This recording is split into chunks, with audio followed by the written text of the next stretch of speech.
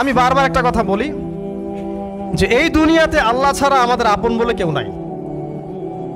আপনি যাকে আপন মনে করেন না কেন, আমাদের সম্পর্ক আছে বাবার সাথে, মায়ের সাথে, স্ত্রী সন্তানদের সবার সাথে, আমাদের হক আছে, অধিকার আছে, সব ঠিক আছে। বিশ্বাস করেন আল্লাহ ছাড়া আপন বলে আপনার কেউ নাই। এই যে গার্লফ্রেন্ডকে আপন মনে হয়, এরা আপন না। স্ত্রী সন্তানদেরকে খুব আপন মনে হয়, আপনার মৃত্যুর পর 40 দিন সময় লাগবে না সব ভুলে যেতে। পিতামাতা, ভাই বোন সবাইকে আপন মনে হচ্ছে। পিতামাতার স্থান বাবা মার পরে, আল্লাহ রসুলের পরে, সেটা ঠিক আছে, তো আপন আল্লাহ ছাড়া তারা নন। আপনি তাদের মনোপুতভাবে নিজে প্রতিষ্ঠিত হতে পারবেন না, তারা আপনাকে চিনবে না। বলবো সারাটা জীবন তোর পিছনে এত টাকা ঢাললাম, কি করলি? কিচ্ছু করতে পারলি না। আবার এখন যারা পিতামাতা হয়েছেন, সন্তানদেরকে আপন মনে হচ্ছে, দেখবেন এই সন্তানকে আপনি আপনার মনোপুতভাবে সম্পত্তি দিতে পারবেন না, ভরণ পোষণ দিতে পারবেন না। এই সন্তান বড় হয়ে আপনাকে বৃদ্ধাশ্রমে পাঠিয়ে দিতে পারে, নাউজুবিল্লাহ। অথবা আপনার সাথে এই সন্তানই খারাপ ব্যবহার করবে। আপন মনে হচ্ছে? আল্লাহ ছাড়া কেউ আপন না।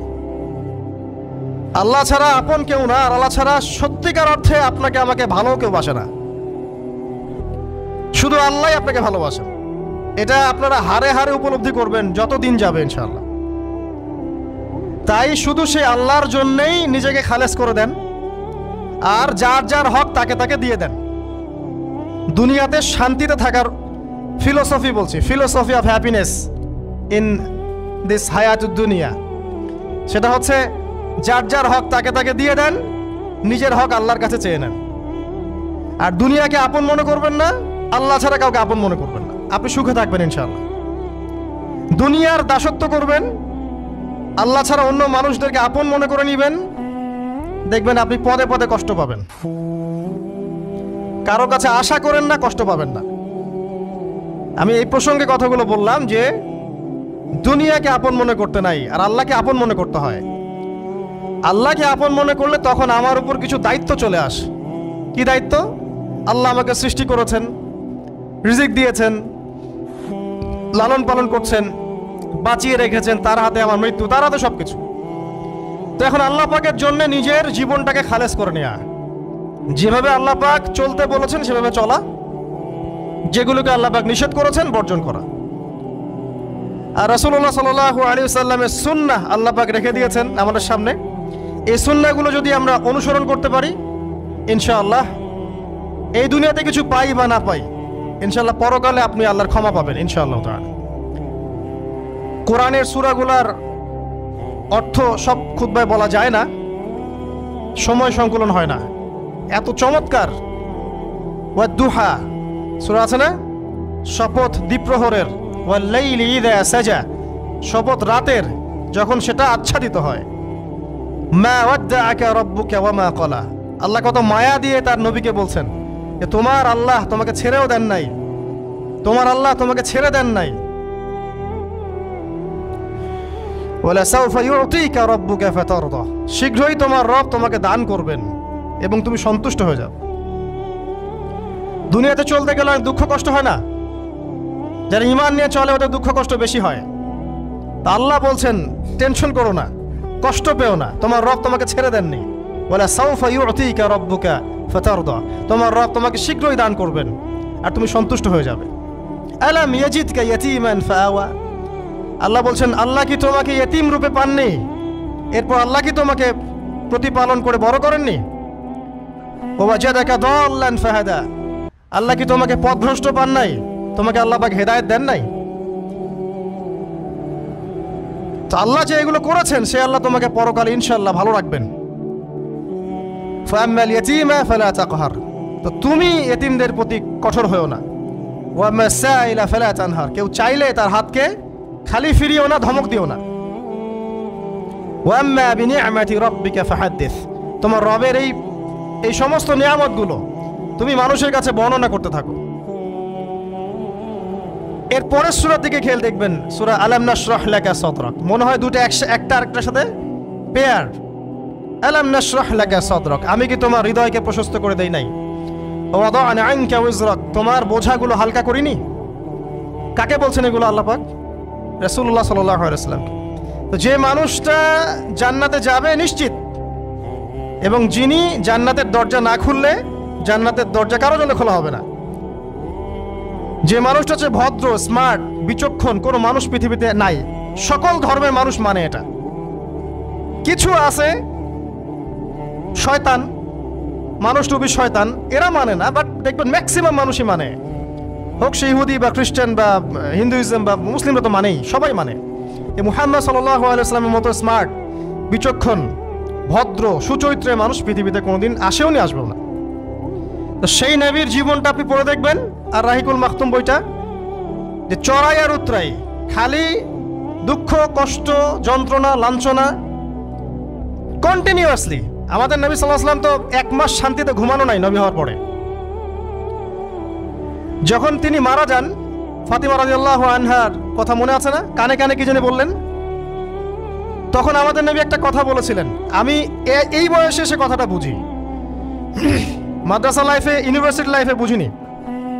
নবীজি বলেছিলেন তার মেয়েকে, ফাতিমা রাদিয়াল্লাহু আনহা তার কষ্ট দেখে কান্নাকাটি শুরু করলেন। আমাদের নবীজি তাকে কাছে ডেকে বললেন কানে কানে যে কি জানি একটা বললেন। তারপর ফাতিমা রাদিয়াল্লাহু আনহা চুপ করে গেলেন। তো পরে জিজ্ঞাসা করা হলো কি বলেছিলেন, তিনি বললেন আল আব্বাজান বলেছেন আজকের পর তোমার আব্বার কোনো কষ্ট থাকবে না, আর তুমি আমার পরিবারের মধ্যে সবার আগে আমার সাথে সাক্ষাৎ করবে। এই যে আজকের পর আমার আব্বার আর কোনো কষ্ট থাকবে না, এর মানে বোঝেন, মানে সারাটা নববী জীবন কত যে কষ্ট নবী সাল্লাল্লাহু আলাইহি ওয়াসাল্লামকে সহ্য করতে হয়েছে। আজকে জান্নাতে যাওয়ার দিন, আজকে আর তোমার আব্বার কোনো কষ্ট থাকবে না। এই মানুষটার যদি এই অবস্থা হয়, তাহলে আমরা কি?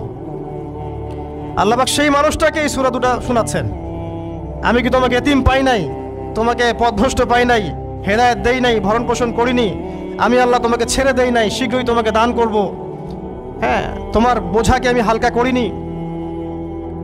ফাইন্না মাআল উসরি ইউসরা, ইন্না মাআল ইউসরি ইউসরা, কষ্টের সাথেই স্বস্তি আছে, নিশ্চয়ই কষ্টের সাথেই স্বস্তি আছে। ফাইদা ফারাগতা ফানসাব ওয়া ইলা রাব্বিকা ফারগাব, যখন তুমি অবসর পাবে তখন তোমার রবের দিকে একনিষ্ঠ হও। এটাই বলতে যাচ্ছি আমি আপনাদেরকে, যে আমাদের উচিত শুধু আল্লাহর দিকে একনিষ্ঠ হওয়া, দুনিয়াকে ভালো না বাসা, কিচ্ছু না দুনিয়াটা। আমার চেয়ে ভালো আপনারা এটা জানেন না, কিচ্ছু না দুনিয়াটা, মানে মুহূর্তে ডিজাস্টার হয়ে যেতে পারে। আর যাদেরকে নিয়ে এই দুনিয়া, আমাদের মা বাবা, ভাই বোন, আত্মীয় স্বজন, স্ত্রী সন্তান, এরা সবাই যে যার হক চাচ্ছে, তাদের হক দিয়ে দেন, আপনি খুব ভালো। দিতে পারবেন না, আপনি ভালো না। সারাটা জীবন করতে থাকেন, দেখবেন একদিন দিতে পারেন নাই, সে আপনাকে চিনবে না। নবী সাল্লাল্লাহু আলাইহি ওয়াসাল্লাম বলেননি কথাগুলো? জাহান্নামে যাওয়ার কারণ এগুলো উল্লেখ করেন নাই? কিসের আত্মীয় আর কিসের আপনজন আর কিসের অফিসের বস আর কিসের কি, সবাই সবার স্বার্থ নিয়ে পড়ে আছে। শুধু একজন সত্তা আপনার কাছে স্বার্থ চায় না, সে কে? আল্লাহ পাক। এটা যদি বুঝতে পারেন তাহলে দেখবেন মনটা আল্লাহর দিকে নরম হয়ে যাবে। আর মুসলিমদের এখন এই মানসিক আত্মশুদ্ধিটা বেশি দরকার। আমরা কেন যেন অস্থির জাতি হয়ে গেছি এখন, একটা মানসিকভাবে শান্তি নেই আমাদের মধ্যে। খেয়াল করে দেখবেন সারা দিন দুশ্চিন্তা, দুর্ভাবনা, পেরেশানি। নামাজে আসি তাও মনে হয় যত তাড়াতাড়ি নামাজ শেষ করতে পারলে বাঁচি। 5 মিনিট 4 রাকাত নামাজ, আর ইমাম যদি ভুলে 10 মিনিট পড়ায় তো চাকরি নট। খতিব খুতবা দিবে 30 মিনিট ঘড়ি ধরে বলে দিবে, ভুলে যদি 10 মিনিট বেশি দিয়ে ফেলছে, আজকে আসছেন ভালো কথা, হাদিয়া নিয়ে যান, পরের দিন আর আসেন না। অস্থির। অস্থিরতার কারণ দুনিয়ামুখিতা, আল্লাহ থেকে দূরে থাকা। অস্থিরতার কারণ কোরআন থেকে দূরে থাকা। অস্থিরতার কারণ নিয়মিত সুন্নাহর উপর আমল না করা, ডেইলি জিকির আজগারগুলো না করা, ডেইলি কোরআন তেলাওয়াত না করা, হাদিস অনুবাদ সহ না পড়া, দিনের জ্ঞান চর্চা না করা, দিনী হালাকাগুলোর মধ্যে না বসা। অস্থিরতার অনেক কারণ, টাকা পয়সার পিছনে ছুটা, বাড়ি গাড়ি স্ট্যাটাসের পিছনে ছোটা, এবং এই লোভ, এই লালসা আপনাকে স্থির থাকতে দিবে না। অস্থিরতার কারণ এই যে আমরা বলি মেটেরিয়ালিজম, আমরা বলি বস্তুবাদিতা, এগুলো অস্থিরতার কারণ। এগুলো কখনো আপনাকে স্বস্তি দিবে না। আপনি যত দৌড়াবেন দুনিয়ার পেছনে, দুনিয়া আপনার থেকে তত পালাতে থাকবে। আর আল্লাহ পাক বলেছেন, হে আদম সন্তান, আমার ইবাদতের জন্য সময় বের করো, আমি তোমাকে দুইটা জিনিস দিব। এক নাম্বার, তোমার হাতকে আমি সচ্ছলতা দিয়ে ভরে দিব, আর দুই নাম্বার, তোমার সমস্ত অভাব আমি দূর করে দিব।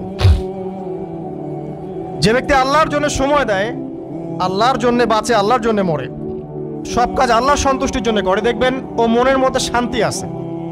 হয়তোবা তার 5তলা 10তলা বাড়ি নাই, BMW নাই, সুজুকি জিক্সার নাই, তারপরে দেখবেন সে অনেক শান্তিতে আছে, কারণ তার মনের মধ্যে একটা প্রশান্তি কাজ করে।